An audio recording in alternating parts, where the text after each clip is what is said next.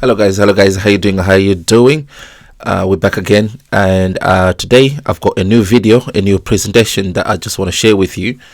And welcome to the channel, and of course it's your boy Mason.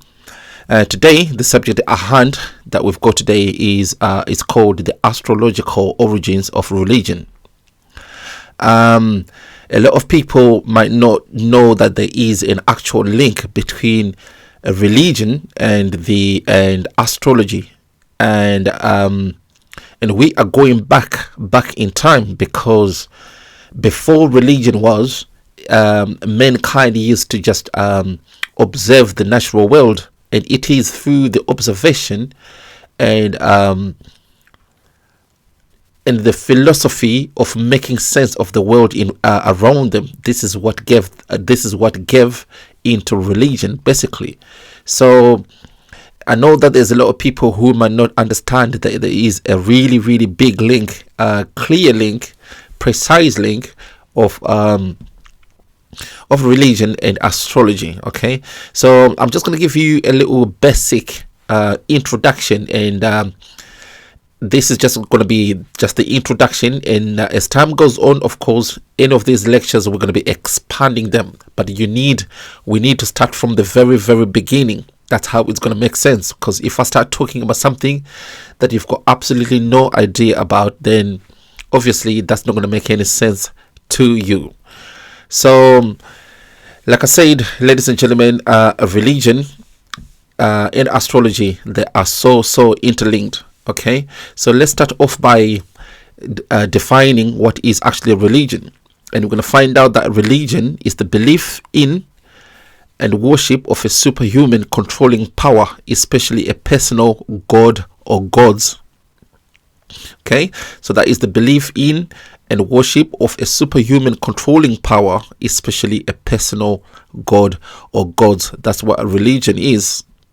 And if we go to astrology, what is astrology? Astrology is actually the study of the movements and the relative positions of celestial bodies, interpreted as having an influence on human affairs and the natural world. So that is the study of the movements and relative positions of celestial bodies, interpreted as having an influence on human affairs and the natural world.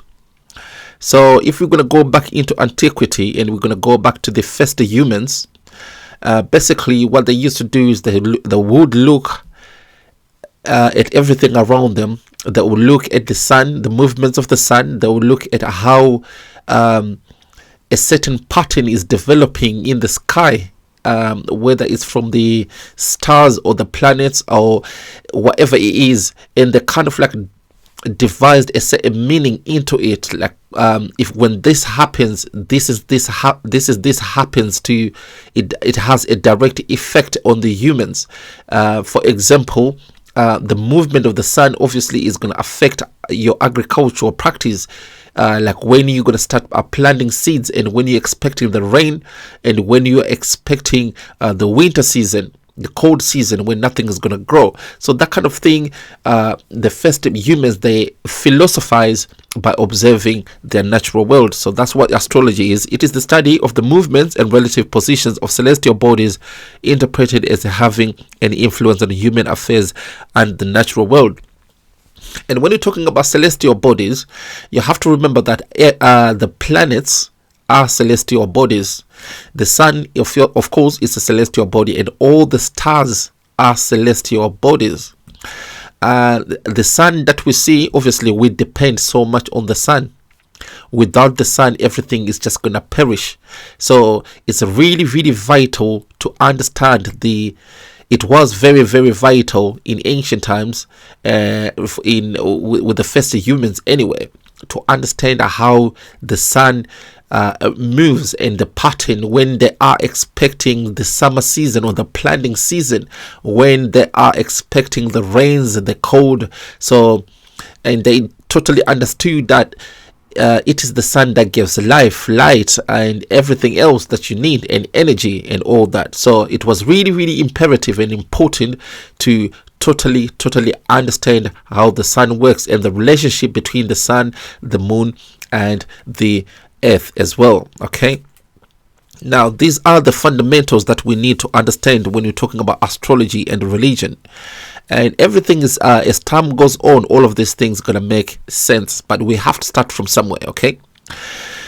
So the fundamentals that we need to understand is, of course, the earth, the sun, the moon, the stars, the planets, the fall season, and something called the precession of the equinoxes, and of course the zodiac. Just a brief explanation, a brief description of any of them. We know that we are living on a planet Earth. This is the planet that we are living as human beings. And what do we know about the Earth? We know that the Earth orbits on its axis. It rotates on its axis, and it rotates around the sun. From our perception anyway. And we do know that it might not be visible, but we do know, and it's scientifically proven, that the sun also moves, even though it looks stationary from our perception. The only reason it looks stationary is simply because it's so far away. And yes, we orbit every 24 hours. We have one rotation on the Earth's axis, and this gives us day and night. And every single day, when the Earth is rotating, when the Earth is rotating on its axis, it also orbits around the sun. Okay, so the sun, I mean, we know that the sun, that's where radiation is, and a sun, I mean, scientifically, it's a fusion of gases and everything. That what gives us radiation and light. So really, it's a chemical fusion of gases, all sorts of different gases there. That what gives us light, life, and everything else. And without the sun, obviously, everything will just perish, because it is the sun that gives life to vegetation, to the mineral kingdom, to the animal kingdom, to the vegetation kingdom, and definitely to the human kingdom, because we depend on its radiation and everything, its warmth. And it is the sun as well that gives us the 4 seasons, but we're going to get into that. And of course, the moon is really, really important. It's really, really fundamental, because it is the sun, it is the moon that gives us it is the 4 phases of the moon that gives us the 7 days. And it is the moon, the movement of the moon, or the rotation of the moon around the earth, that gives us a month. So the reason why we've got a month, or 30 days or 31 days in a month, is simply because we measure this by looking at the moon. So the moon's rotation around the earth is equally important, same way as the earth rotates around the sun. The stars are very, very important. And when you're talking about stars, we are talking about any celestial luminaries that we see, especially at night. And normally these celestial luminaries, they kind of like give us a hint or a clue of the pattern of, or where we are, or the position of Earth, or what to expect, that kind of thing. So the stars are really, really important as well. And the same thing applies to the planets. And all the planets that are around us, they have so much effect on everything that happens here on Earth. And the position and the angle and the movement of all these planets will have a direct effect on life here on Earth. So they're very, very important. Of course, the 4 seasons, like I alluded to before, the 4 seasons are brought about by the movement of the earth and the position of the earth while it's rotating on its axis, orbiting around the sun. And we know that the earth is not secular. It's actually, it has a 23.5 degree tilt. And sometimes this 23.5 degree tilt is towards the sun, and sometimes is away from the sun. This is what gives us the 4 seasons. There's something else as well which is equally important, but this is gonna really need I think a video on its own, because it's a very, very complicated pattern or system that really you need to start from the basics. And it's, even myself, it's going to be really, really hard for me to explain, but I'm going to do my best anyway, because that's what it's all about. And it's called the precession of the equinoxes. Now I'm going to give you a quick little overview of what actually is a precession of the equinox. Okay, now like I say to you, we've got the stars around. Okay, actually, let me before I start talking about the precession of the equinoxes, let me talk about the zodiac first. Okay, the zodiac is actually the 12 groups or houses or constellations or conglomerates of stars that the sun and the earth moves to at a certain given time. And these conglomerates or houses are called the zodiac, and there's about 12 of them. Okay, and so in order for you to understand the precession of the equinoxes, you need to understand that there is something called the zodiac. Okay, and that goes all the way from Aries to Pisces. Aries to Pisces. Yeah.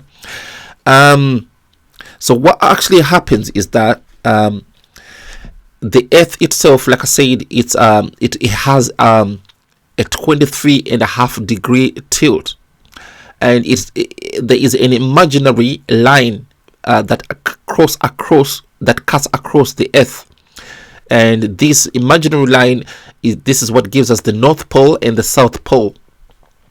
And basically, in every house, in every constellation, there's about 30 degrees in every house. Yeah, and the sun and the earth moves at least 1 degree every 72 years.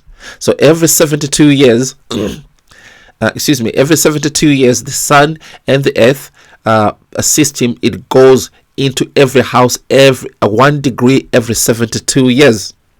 So so for it to complete 30 days, yeah, it takes about 2,160 years.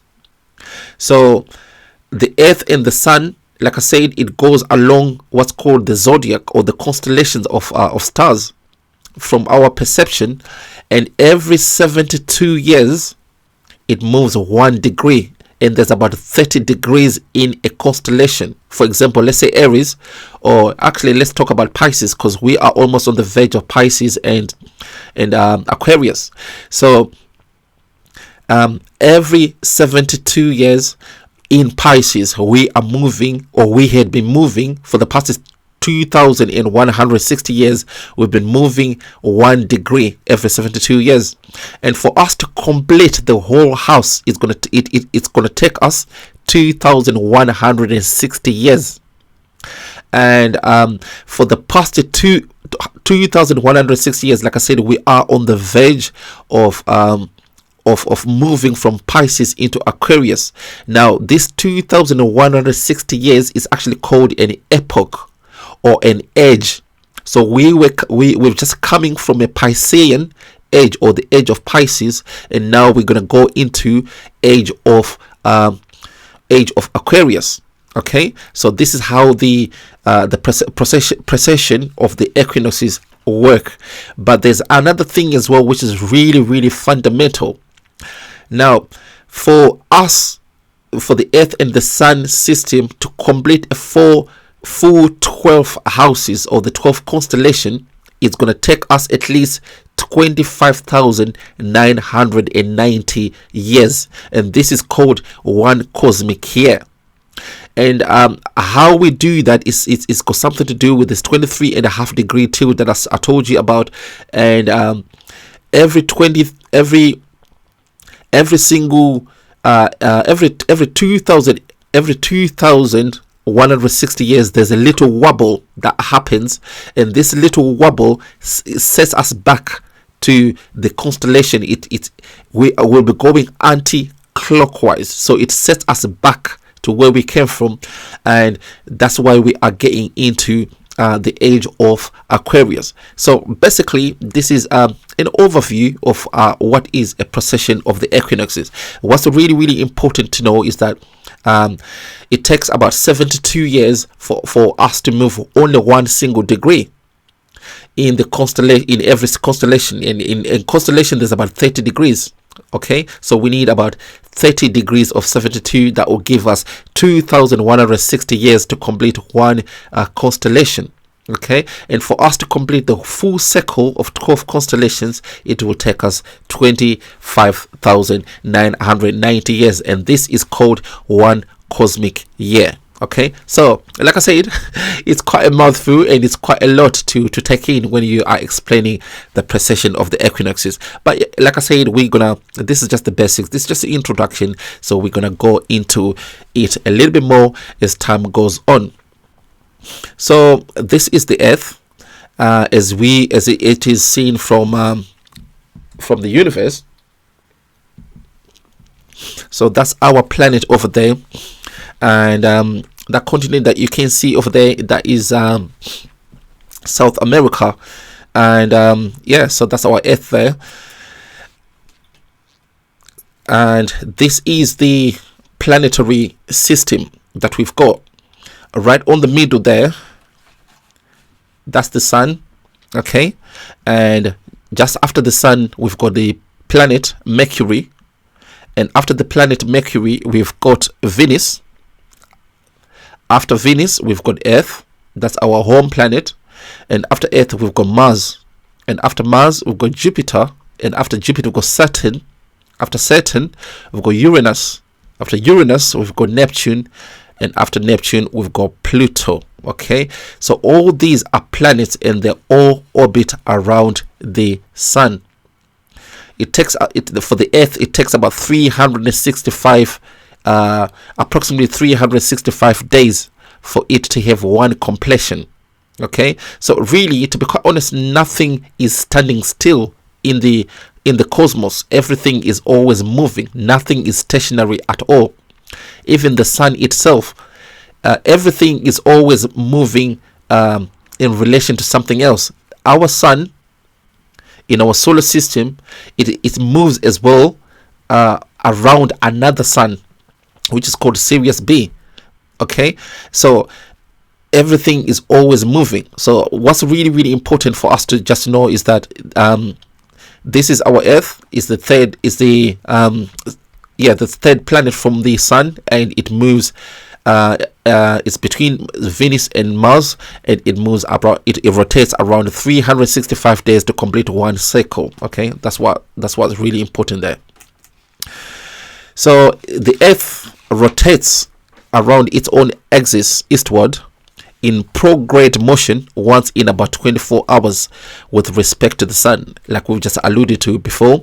So obviously it is the Earth that moves and rotates around the sun. It takes one rotation, or one rotation of it on its axis, it takes 24 hours, and one orbit around the sun, it takes about 365 plus days. Okay, approximately 365 days.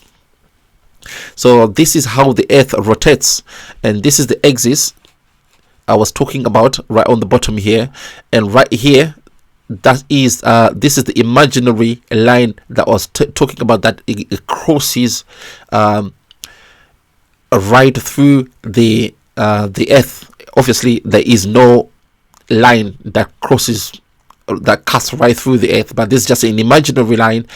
And so like I say to you, every 2000, let me just get my figures right here, every 2,160 years there's a little wobble here. That's what happens here, and as it goes in the 12 constellations, this wobble completes one cycle, or one cycle. Okay, and that will give us one cosmic year. What's really, really important as well to understand on this is that the Earth itself is divided into two hemispheres. Okay, right at the north here we've got the northern hemisphere, and right at the bottom here we've got the southern hemisphere.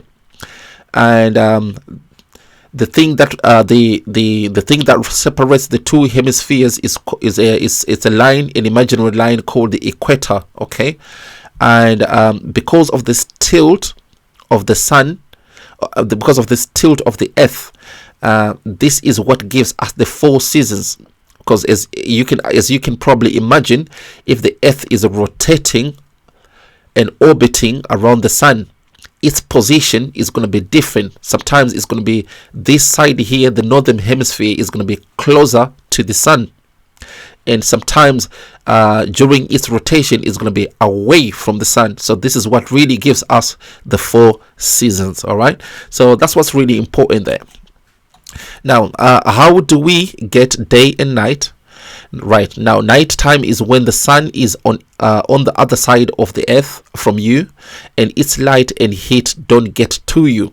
We get day and night because the earth spins or rotates on an imaginary line called its axis, and different parts of the planet are facing towards the sun or away from it. Shall we read it one more time?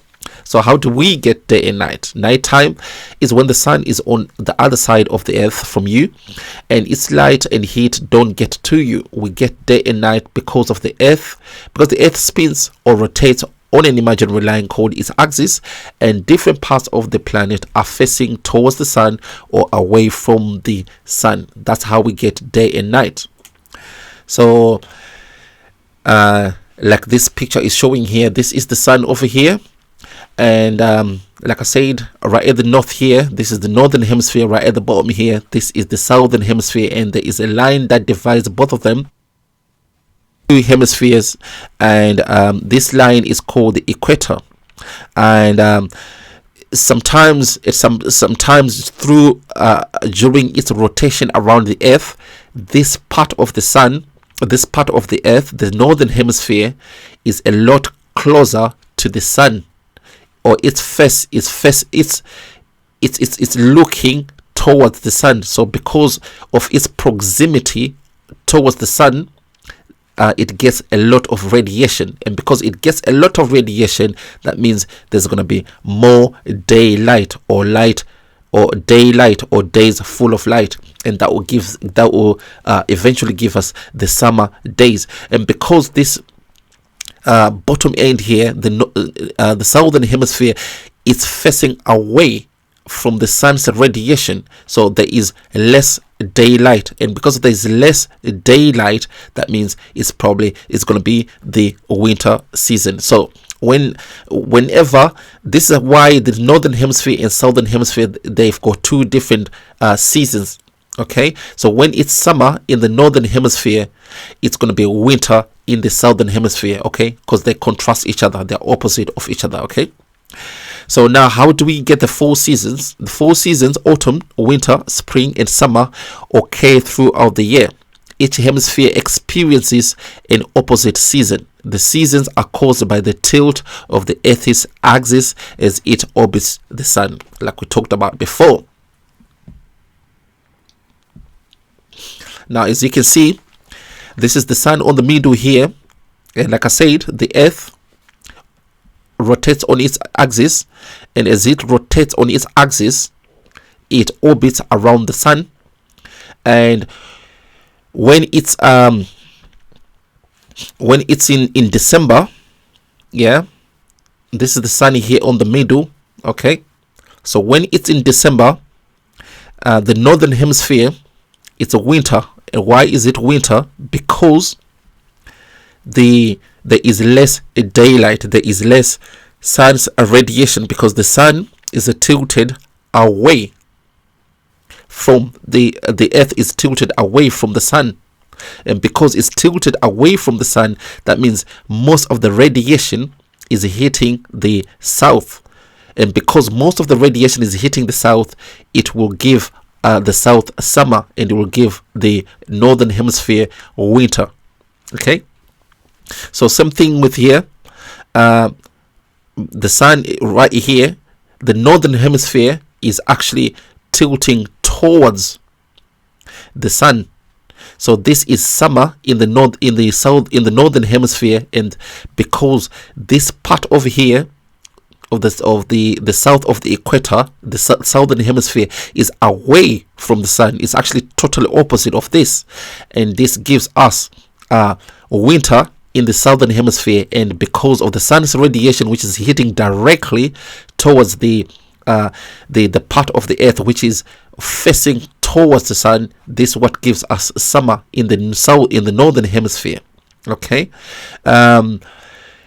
I'm gonna get into this spring and autumn as well, yeah, because there's a little bit more explanation that I need to explain. Okay, but I'm gonna get into it. But what's really important is just to understand that it is the position of the sun, the position of the earth relative to the sun. This is what gives us the 4 seasons. Okay, and this is what gives us varying seasons in the southern hemisphere and in the northern hemisphere. Okay, that's what's really important here. Now, how do we get a week? We know that there are 7 days in a week, but how do we get them? Why don't we have 6 days in a week? Why don't we have 5 days in a week? Why don't we have 8 days in a week? Now, the moon's appearance is divided into 4 phases: first quarter, full, last quarter, new. That means that on average each phase lasts about 7.4 days. Since calendars count days in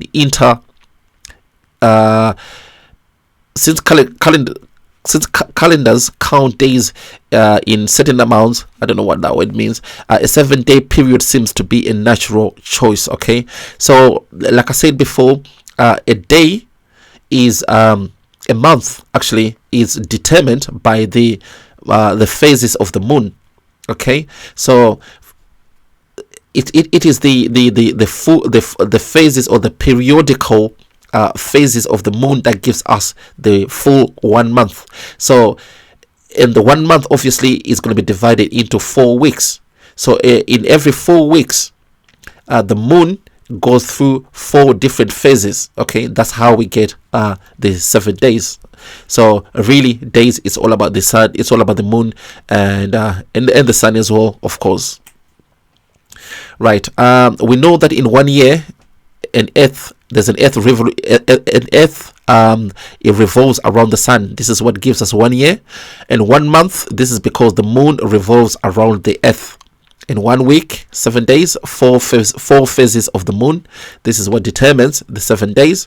And 1 day, obviously, an earth rotates about its axis, or it rotates on its axis. This is what gives us a day. So what are the 4 main phases of the moon? Obviously, we've just alluded to that the moon is really important. The moon has 4 main phases: the new moon, the full moon, the first quarter, and the third quarter. Okay, so these are the 4 stages or the 4 phases of the moon. Okay, there's a new moon when a new moon arrives, and there's a full moon, okay, when the moon is just a full, and there is a first quarter and there is a third quarter. Okay, so the phases are the crescent. This is when the moon is less than half lit, sorry. Okay, this is when the moon is less than half lit. This is what called a crescent. And there's something called a gibbous or gibbous. Okay, forgive my pronunciation there. This is when the moon is more than half lit. Okay, there's a waxing. This is when the moon is expanding its illumination, when it's expanding. And there's the waning or the waning. This is when the moon is shrinking or decreasing in size. And we all know the moon is what gives the moon its light. Obviously, it's a relative to the sun.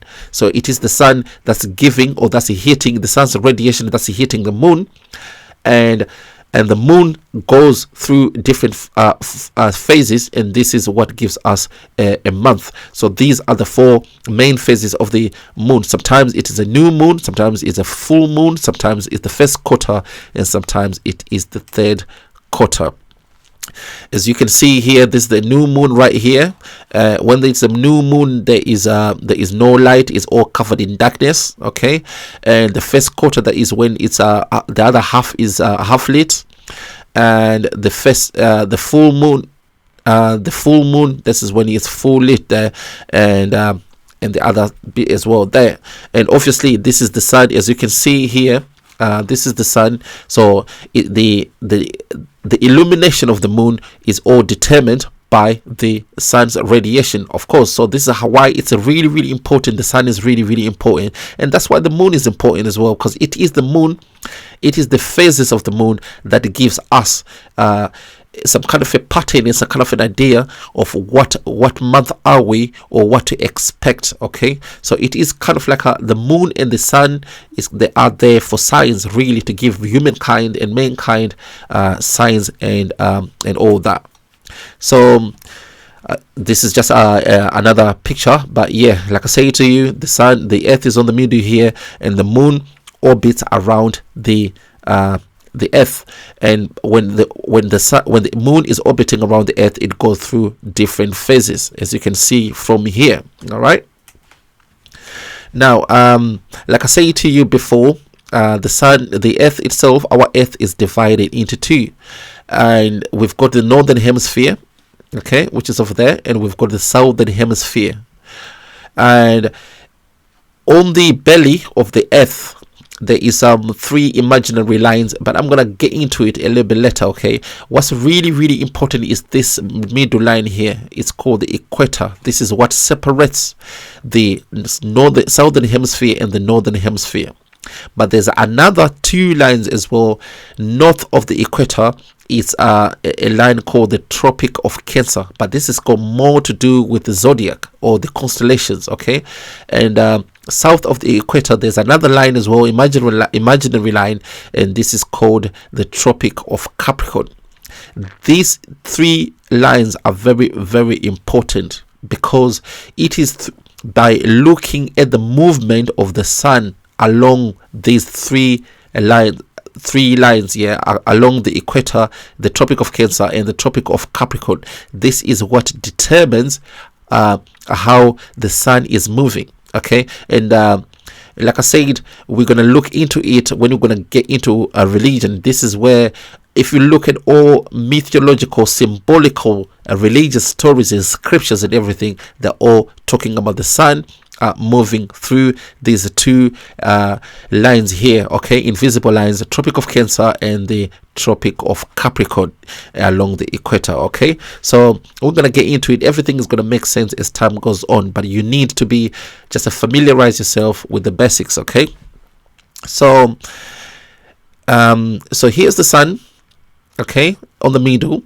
And like I said, the earth is tilted. There's a 23.5-degree tilt of the earth, and there's an imaginary line here. Okay, and this imaginary line tells us where is the South Pole and where is the North Pole. And as the earth rotates around the sun, because of this tilt, at some point, for example, in summer, in the summer solstice here, you can see that the earth, the northern part of the earth, or the northern hemisphere, is tilted towards, as you can see here, the imaginary line here is tilted towards the sun, and this is what gives us a summertime in the northern hemisphere, and this is what gives us a winter time in the southern hemisphere, because it's tilted away from the sun. There is something else as well called the spring equinox. Okay, this is what happens on the 21st of March. Now, on the 21st of March, it's called a spring equinox because both the southern hemisphere and the northern hemisphere, they do receive equal amount of light. As you can see here, nothing is tilted towards the earth, the sun, and nothing is tilted away from the sun. Okay, everything is just getting enough amount of radiation. So this is why it's called a spring equinox, and this phenomenon happens on the 21st of March. Okay, and on the 23rd of September, there's something called an autumnal equinox, and again, it's the same thing. The earth will be nothing will be tilted towards or away from the sun. Okay, so on the 23rd of September, the earth receive enough equal amount of radiation or equal amount of daylight. Okay, that's why it's called the autumnal equinox. And it is these four positions or 4 days, okay, along the year that gives us, that determines, or that gives us a sign of what season we are into. For example, as we get on the 21st of June, we know that we are in summertime in the northern hemisphere. And as we get into the 21st of June, in the southern hemisphere, they know that they are in winter. Okay, and same thing with 21st of December. When we hit 21st of December, we know that we are in winter. Okay, because we know that we're in winter because the sun is it's a winter in the northern hemisphere, okay, and it's summer in the south, it's a winter in the southern hemisphere, and it's a winter in the northern hemisphere. Okay, so it's all about the pattern, and it's all about the position of the sun. Okay, sorry about that. Just mumbling my words there.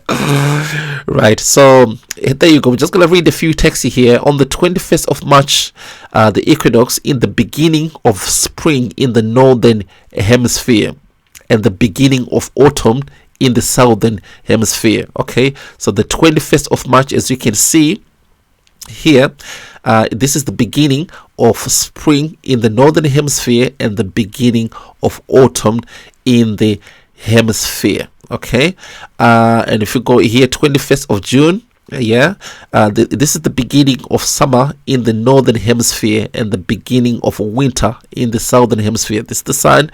The southern hemisphere is tilted towards the sun, and obviously this is what gives us the summer solstice or the summer season. And on 21st or 22nd of December, this is the beginning of winter in the northern hemisphere and the beginning of summer in the southern hemisphere. Okay, so this is why people in the southern hemisphere, they always have like a summer Christmas.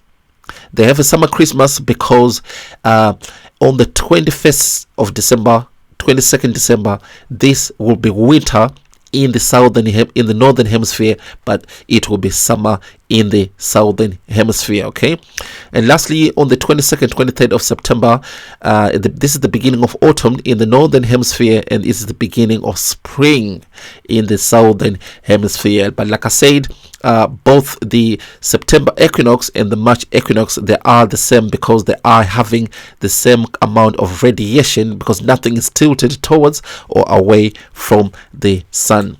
Okay, now this is gonna lead me now into the zodiac. Okay, so like I told you before, the earth rotates around the sun, and as the earth rotates around, it goes through different kind of like houses or constellations, and these are the houses and constellations. Okay, this is Aries, Taurus, Gemini, Cancer, Leo, Virgo, Libra, Scorpio, Sagittarius, Capricorn, Aquarius, Pisces, and back again to Aries. So the constellations that I told you before in the beginning of this video, when you're talking about the precession of the equinoxes, they measure two things for us. They measure the precession of the equinoxes, but they also measure the movement of the sun and the earth along the whole year. Okay, so whenever the sun and the earth, they are in a certain constellation, they will be in a certain month of the year. It could be October, November, December, January, February, March. Okay, so so every single month, the earth and the sun are facing a different constellation, and this is what gives us the month of the year, and this is what tells us what month are we on. Okay, so now, because we get into constellations, my next video, I'm going to start off by starting discussing or introducing the zodiac.